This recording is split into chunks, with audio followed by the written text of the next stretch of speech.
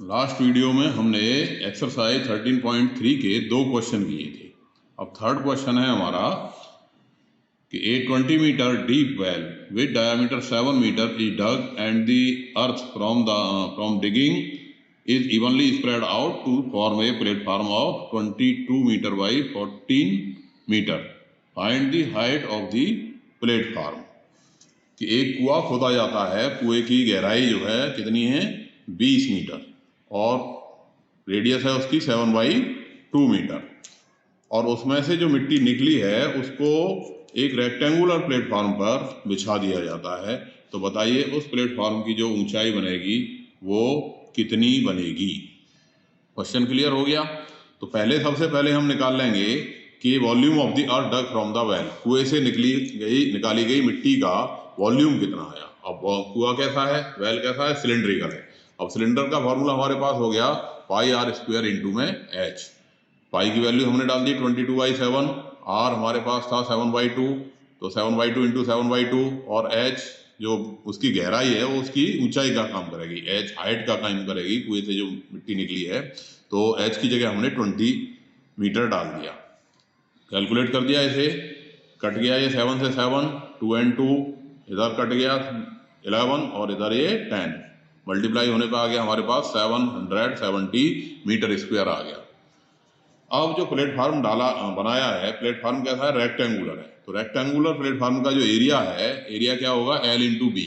L into B क्या दे रखा है हमें, 22/14 का, तो 22 इंटू 14 ये हो गया हमारे पास area of the rectangular platform. अब हमें क्या निकालना है, हाइट ऑफ द प्लेटफॉर्म। तो हाइट ऑफ द प्लेटफॉर्म निकालने के लिए हम क्या करेंगे कि जो मिट्टी निकली है, वॉल्यूम ऑफ द अर्थ, यानी मिट्टी का आयतन को डिवाइड कर देंगे हम एरिया ऑफ द प्लेटफॉर्म, यानी जो रेक्टेंगुलर प्लेटफॉर्म है उसके क्षेत्रफल से मिट्टी के आयतन को डिवाइड कर देंगे।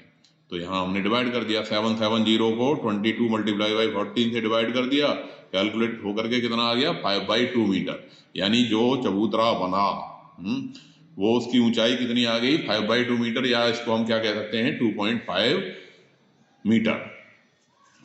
इसी तरह से अब हमारे पास क्वेश्चन नंबर 4 है, कुएं से रिलेटेड है ये भी। A well of diameter 3 meter is dug 14 metre deep, यानी एक कुआं खोदा गया, इसका जो डायामीटर है वो 3 मीटर है और गहराई इसकी 14 मीटर तक खोदा गया इसे।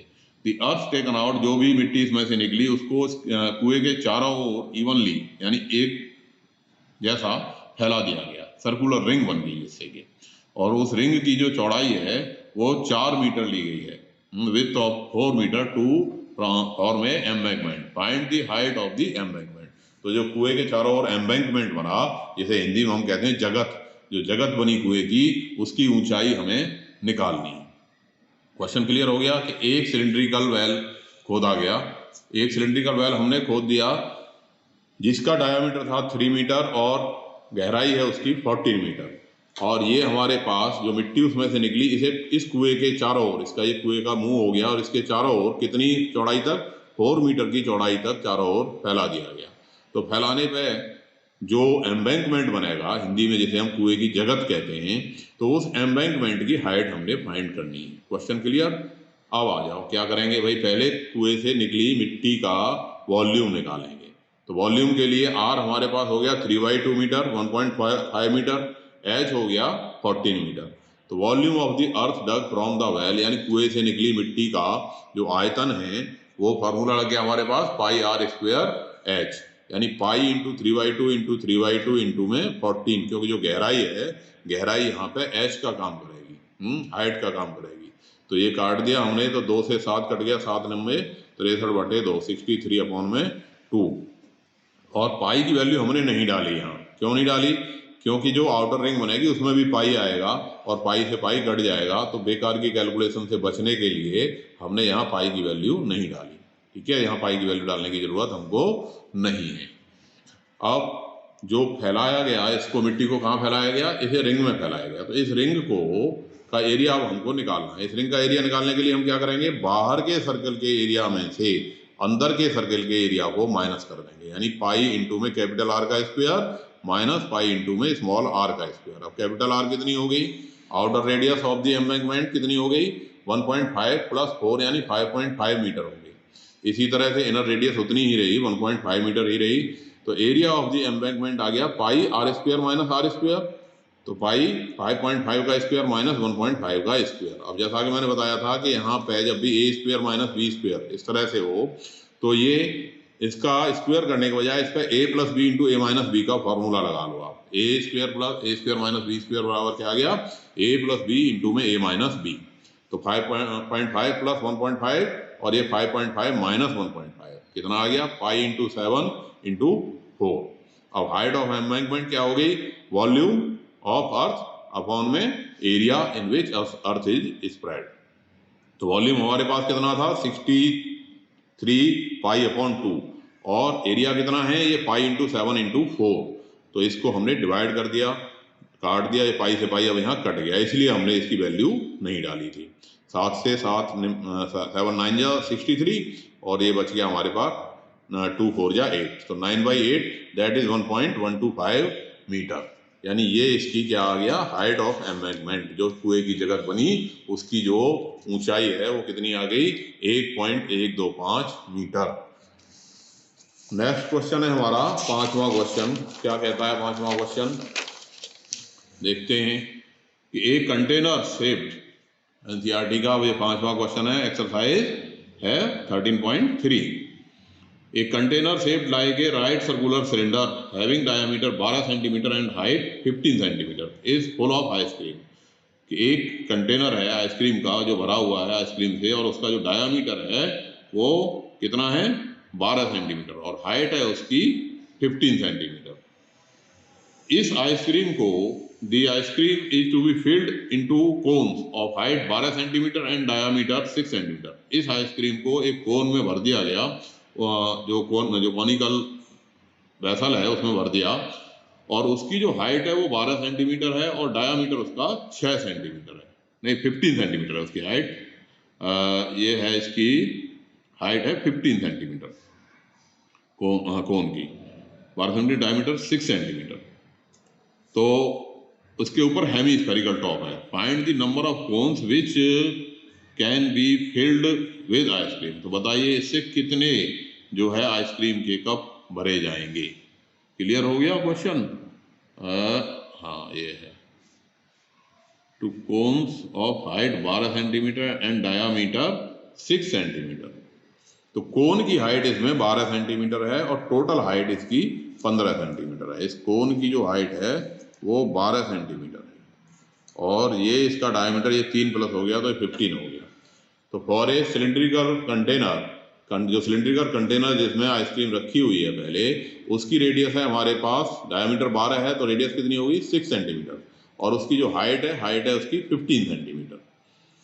तो इसका वॉल्यूम ऑफ द कंटेनर कितना हो गया, pi into are square into में एच, यानी पाई इंटू 6 इंटू 6 इंटू 15, यानी ये मल्टीप्लाई कर लिया हमने, 15 6 जा 90 से 6 को कर दिया तो 540 540 पाई सेंटीमीटर क्यूब हो गया इसका वॉल्यूम। अब इसको हमें भरना है एक कप में। कप किस प्रकार का है कि नीचे उसका कॉनिकल पार्ट है, और कॉनिकल पार्ट की जो डायामीटर है वो है 6 और हाइट है 12, और उसके ऊपर क्या लगा हुआ है, 12 जो है एक हेमीस्फेरिकल शेप जैसे भरता है वो आइसक्रीम कप वाला, इस तरह से एक हेमीस्फीयर बना हुआ है। तो अगर हम कहें कि टोटल हाइट, अगर क्वेश्चन में हमें दे रखी होती कि टोटल हाइट उसकी कितनी है, तो टोटल हाइट आती 12 ये प्लस में 3 ये, तो 15। ऐसे भी कह सकता था कि टोटल हाइट अगर 15 देता तो हमें ये 3 हटानी पड़ती, और यहाँ पे हमें जो है ये कॉनिकल पार्ट की हाइट दे रखी है 12 सेंटीमीटर, डायामीटर 3 सेंटीमीटर। तो अब इसका जो वॉल्यूम हम निकालेंगे तो क्या आएगा भाई, इसके लिए आर हो गई हमारी 3 सेंटीमीटर, और हाइट जो हुई, क्योंकि टोटल 15 है और इसमें से कॉनिकल पार्ट पोर्शन की तो 12 हमें दे रखी है 12 सेंटीमीटर, तो इसकी आर हो गई कितनी, 6 का आधा 3। और वॉल्यूम ऑफ द आइसक्रीम, तो पूरी जो आइसक्रीम आई इस कप में वो क्या क्या कितनी आई, volume of cone plus volume of hemisphere. तो कोन के वॉल्यूम में यानी शंकु के आयतन में और अर्धगोले के आयतन को हमने जोड़ दिया, हेमीस्फीयर के वॉल्यूम को कोन के वॉल्यूम में जोड़ा। तो अब कोन यानी शंकु का आयतन कितना होता है, 1/3 पाई आर स्क्वायर एच, और अर्धगोले का आयतन हेमीस्फीयर का आयतन कितना होता है, 2/3 पाई आर क्यूब। अब वैल्यू डाल दी तो ये 1/3 पाई इंटू 3 में 12, इसकी हाइट कितनी है 12, और इसकी कितनी है 2/3 पाई r³ 3 तो जोड़ दिया इसको, ये कितना हो गया 3 कैलकुलेट कर दिया, 3 × 4 दैट इज 36, ये 3 से कट गया 4 बार, 4 दिया 12 दिया 36, 36 पाई, और ये 3 से कट गया कितना हो गया 9 दूनी 18, 18 पाई। तो ये जो टोटल वॉल्यूम आ गया ये कितना आ गया 54 पाई सेंटीमीटर क्यूब। किसका वॉल्यूम आ गया, जो आइसक्रीम कोन है। अब हमें ये निकालना है कि इससे कितने वो बन गए, कितने कपों में ये भरी जाएगी, नंबर ऑफ कप्स। तो नंबर ऑफ कोन्स यानी शंकुओं की संख्या which can be filled with the ice cream from cylindrical container, यानी सिलेंड्रिकल कंटेनर से, जो बेलनाकार कंटेनर है, इससे इन शंकुओं को कितने शंकु भरे जा सकते हैं। इसके लिए हम क्या लगा देंगे, volume of cylindrical container upon में वॉल्यूम ऑफ कोन, यानी कंटेनर के सिलेंड्रिकल कंटेनर के वॉल्यूम को वॉल्यूम ऑफ कोन से हम डिवाइड कर देंगे, यानी 540 पाई अपॉन में 540 पाई बटे में 54 पाई, कितना आ गया 10, यानी हमारे पास 10 कोन्स भरे जा सकते हैं।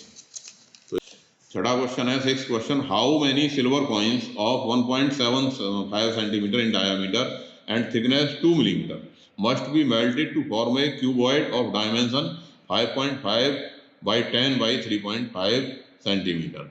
यानी हमें कुछ चांदी के सिक्कों को पिघला करके और उसका क्या बनाना है, क्यूबॉइड बनाना है। और जो चांदी का सिक्का है, सिल्वर का जो कॉइन है, उसकी रेडियस हमें दे रखी है कितनी, उसका डायमीटर दे रखा है हमें 1.75 सेंटीमीटर। तो इसकी जो रेडियस हुई वो क्या हो गई, इसकी हाफ हो गई, यानी 1.75 बाई 2 सेंटीमीटर हो गई है।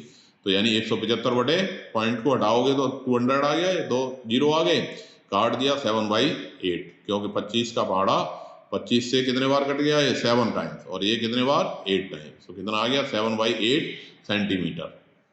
क्या आ गई इसकी सिल्वर कॉइन की जो है रेडियस आ गई, और इसकी हाइट हमें दे रखी है मिलीमीटर में। अब 2 मिलीमीटर है तो दोनों आर और एच दोनों एक ही यूनिट में होना चाहिए, जैसे गधे के साथ घोड़ा नहीं लग सकता तांगे में, उसी तरह से आप ये समझ लो कि दोनों की यूनिट एक ही करनी पड़ेगी। यानी ये मिलीमीटर में था, 2 मिलीमीटर इसकी हाइट थी सिक्के की, तो इसको हमने सेंटीमीटर में बदल दिया, तो ये क्या हो गया 2/10 यानी 1/5 सेंटीमीटर हो गया। अब वॉल्यूम ऑफ द कॉइन जो बना, सिक्के का आयतन, सिक्का की शेप क्या बनी, कई बार बच्चे सोच लेते हैं ये तो एक सर्किल बन गया, वो स्फीयर बन गया, स्फीयर नहीं है। जो सिक्का है, सिक्के की जो शेप है वो सिलेंड्रिकल है, क्योंकि सिलेंडर इसमें हाइट काफ़ी छोटी है और बेस इसका कैसा है, सर्कुलर है। तो सर्कुलर बेस और हाइट से जो बनेगी चीज़ वो क्या बनेगी, एक सिलेंडर बनेगी। तो सिक्के की शेप क्या है, सिलेंड्रिकल। 1 नंबर में अभी पीछे क्वेश्चन पूछा गया था कि what is the shape of a coin, 1 rupee coin. तो 1 रुपी कॉइन की शेप किस प्रकार की होती है, तो कई बच्चों ने आंसर उसका स्फीयर लिख रखा था, तो स्फीयर नहीं होता, ये जो सिक्का होता है वो क्या होता है, सिलेंड्रिकल होता है। तो इसका वॉल्यूम निकालने के लिए हम क्या करेंगे, πr² का फॉर्मूला लगा देंगे। πr² लगा दिया, 22/7 गुणा 7/8 इंटू 7/8 इंटू 1/5, तो ये आ गया 77/160 सेंटीमीटर क्यूब। अब पाई की वैल्यू, अब आप कहोगे कभी तो सभी तो सर कह रहे थे पाई की वैल्यू लास्ट में डालो, अब क्यों यहाँ क्यों डाल दी, यहाँ इसलिए डाल दी क्योंकि जो वॉल्यूम ऑफ क्यूबॉइड है, क्यूबॉइड में तो पाई नहीं आना, तो क्यूबॉइड में जब पाई नहीं आना तो ये कटेगा नहीं, इसलिए हमने पाई की वैल्यू यहाँ शुरू में ही डाल दी। तो अब हमने वॉल्यूम ऑफ क्यूबॉइड निकाल दिया, क्या है volume of cuboid, L into B into H है। तो 5.5 इंटू 10 इंटू 3.5 यानी ये 55 इंटू में 3.5। यहाँ मैंने मल्टीप्लाई इसीलिए नहीं किया क्योंकि जब हम काटेंगे तो ये कट जाएंगे। तो number of coins required to be melted to make a cuboid, तो क्यूबॉइड बनाने के लिए कितने सिक्कों को पिघलाना पड़ेगा, इसके लिए हम क्या करेंगे, वॉल्यूम ऑफ क्यूबॉइड यानी क्यूबॉइड घनाभ के आयतन को वॉल्यूम ऑफ कॉइन यानी बेलन यानी सिक्के के आयतन से हम जो है डिवाइड कर देंगे। तो ये 5.55 इंटू 3.5 क्या था, वॉल्यूम ऑफ द क्यूबॉइड यानी घनाभ का आयतन था, और इसको हमने डिवाइड कर दिया किससे, सिक्के के वॉल्यूम ऑफ द कॉइन से डिवाइड कर दिया 77/160। अब ये 160 जो है ये कहाँ पहुँच जाएगा, ये ऊपर पहुँच जाएगा, 160 ऊपर पहुँच गया यहाँ, और ये हो गया हमारे पास 55 इंटू 3.5 इंटू 160 अपॉन में 77। अब इसे हमने काट दिया, 11 से कट गया, 11 से कितने टाइम कट गया, 7 टाइम, और ये कितने टाइम कट गया, 5 टाइम्स ये, और 7 से हमने 3.5 को काटा, कितना कट गया, ये 0.5। अब इसका मल्टीप्लाई कर दो, 5 इंटू 0.5 कितना आ गया, 2.5, इंटू में 160, तो 2.5 इंटू 160 कितना हो गया 400, यानी 400 सिक्कों को पिघलाने पे जो हमारा रिक्वायर्ड क्यूबॉइड है वो बन जाएगा। यानी 400 सिलेंड्रिकल सिक्कों को पिघला करके हमारा जो घनाभ हमें चाहिए वो घनाभ बन जाएगा, उनकी संख्या आ गई। अब आ जाओ क्वेश्चन नंबर 7। क्वेश्चन नंबर 7 क्या कह रहा है कि ए सिलिंड्रिकल बकेट, एक बाल्टी है जो किस आकार की है, सिलेंडर के आकार की है, 32 सेंटीमीटर हाई और उसकी ऊंचाई जो है 32 सेंटीमीटर है, with radius of the base 18 centimetre, और उसके बेस की जो रेडियस है वो 18 सेंटीमीटर है। इज फिल्ड विद सैंड, उसके अंदर रेत भरा हुआ है, जो सैंड होती है, जो बालू, बालू जिसे कहते हैं हिंदी में, बालू भरी हुई है। This bucket is emptied on ground, इस मिट्टी, इस बालू को जमीन पर खाली कर दिया गया और इससे जो क्या बन गया, and A conical heap of sand is form, इससे जो है एक हीप बन गया, ढेर बन गया, जिसकी शेप कैसी है, कॉनिकल है, कौन की शेप का है। If the height of the conical heap is 24 centimetre, यदि हीप की जो ऊंचाई है वो 24 सेंटीमीटर है, यदि ढेर की ऊंचाई 24 सेंटीमीटर है, तो find the radius and slant height of the heap, तो इस ढेरी की स्लैंट हाइट यानी तिरछी ऊंचाई निकालिए और इसकी रेडियस निकालिए। क्वेश्चन क्लियर हो गया। पहले मिट्टी किस में भरी थी, बकेट में भरी थी। तो सिलिंड्रिकल बकेट के लिए हमें क्या दे रखा है, इसकी हाइट थी कितनी 32 सेंटीमीटर और रेडियस थी कितनी 18 सेंटीमीटर। तो volume of sand in bucket कितना हो गया, सिलेंडर का फॉर्मूला लग गया पाई आर स्क्वायर एच, यानी पाई इंटू 18 इंटू में 32 सेंटीमीटर क्यूब। इस तरह से ये बाल्टी थी हमारे पास और इस बाल्टी के अंदर क्या भरा था, सैंड भरी हुई थी, रेता भरा हुआ था, और इस बाल्टी की जो हाइट थी वो 32 सेंटीमीटर थी और रेडियस इसकी 18 थी। क्लियर। अब ये इसकी जो वॉल्यूम है, वॉल्यूम कितना हो गया इसका भाई, पाई इंटू 18 इंटू 32 हो गया। अब ये मिट्टी हमने फैला दी और फैलाने पे ये क्या बन गया, ये हमारे पास एक हीप बन गया जो कि कैसा बन गया, कॉनिकल। अब ये जो कॉनिकल हीप बना है, इस कॉनिकल हीप की जो शेप है, इसकी हाइट तो है 24 और रेडियस हमने फाइंड करनी है और स्लैंट हाइट भी हमने फाइंड करनी है। क्लियर हो गई कि ये मिट्टी फैला दी, फैला के इस शेप में आ गई और इसकी केवल हमें हाइट पता है कि इसकी ऊंचाई कितनी है 24 और बाकी रेडियस और स्लैंट हाइट हमने निकाल ली। क्लियर। तो अब वॉल्यूम ऑफ हीप कितना हो गया 1/3 पाई आर स्क्वायर एच, और इसको किसके बराबर रख दोगे, 1/3 पाई आर स्क्वायर एच कितना हो गया 1/3 पाई आर स्क्वायर, आर दो में निकालना है और एच कितना है 24, तो काट दिया 8 पाई आर स्क्वायर आ गया। अब volume of the conical heap जो आया वो वॉल्यूम ऑफ द बकेट के बराबर होगा, क्योंकि कोई भी वस्तु उसे इधर से उधर डालो तो उसका वॉल्यूम उतने का उतना ही रहता है, वॉल्यूम में चेंज नहीं आएगा। तो volume of conical heap equal to volume of bucket, यानी 8 pi r square equal to pi into 18 into में 32। तो ये हमारे पास पाई से पाई कैंसिल हो गया, आर स्क्वायर हो गया 18 इंटू में 32 अपॉन में 8, तो आर आ गया square root of 18 into 4, that is 18 into में 2, दैट इज 36 सेंटीमीटर। तो ये आ गई हमारे पास क्या, रेडियस ऑफ द हीप। अब हमें क्या निकालनी है, slant height of the heap. Slant height L का फॉर्मूला क्या होता है, रूट में H square plus R square. अब तो याद हो गए होंगे सबको फॉर्मूले। तो एच की वैल्यू हमने डाल दी 24 सेंटीमीटर स्क्वायर, 24 का स्क्वायर हो गया एच स्क्वायर और आर स्क्वायर हो गया 36 का स्क्वायर। अब ऐसे केस में बजाय 24 का मल्टीप्लाई 24 से करने के और 36 का 36 से मल्टीप्लाई करके फिर जोड़ोगे तो आपको ज़्यादा कैलकुलेशन करनी पड़ेगी। तो इसका आसान तरीका क्या है कि जो कॉमन आ रहा है, मैं बार बार बताता हूँ कि कैलकुलेशन को छोटे करना ही मैथ में फायदेमंद रहता है। तो इसको हमने छोटा कर दिया, यानी इसमें से जो कॉमन आ रहा था, कॉमन कितना आ रहा है भाई 24 और 36 का HCF 12 कॉमन आ रहा है दोनों में से, तो 12 को कॉमन लिया और स्क्वायर है तो 12 का स्क्वायर कॉमन हो गया और 12 के स्क्वायर कॉमन ले लिया तो यहाँ क्या बचा 2 का स्क्वायर, क्योंकि 12 को 24 से आप डिवाइड करोगे तो 2 बचा, ये 2 का स्क्वायर हो गया। और 36 को डिवाइड करा तो ये 3 और 3 का ये स्क्वायर है तो ये 3 का स्क्वायर आ गया। तो ये हमारे पास आ गई 12 का स्क्वायर ब्रैकेट में 2 का स्क्वायर प्लस 3 का स्क्वायर। अब ये 12 हमारे पास बाहर चला गया और ये हमारे पास कितना आ गया 12, और ये हमारे पास क्या रह गया यहाँ 4 + 9, दैट इज 12 √13 सेंटीमीटर। तो ये हमारी क्या आ गई, स्लैंट हाइट।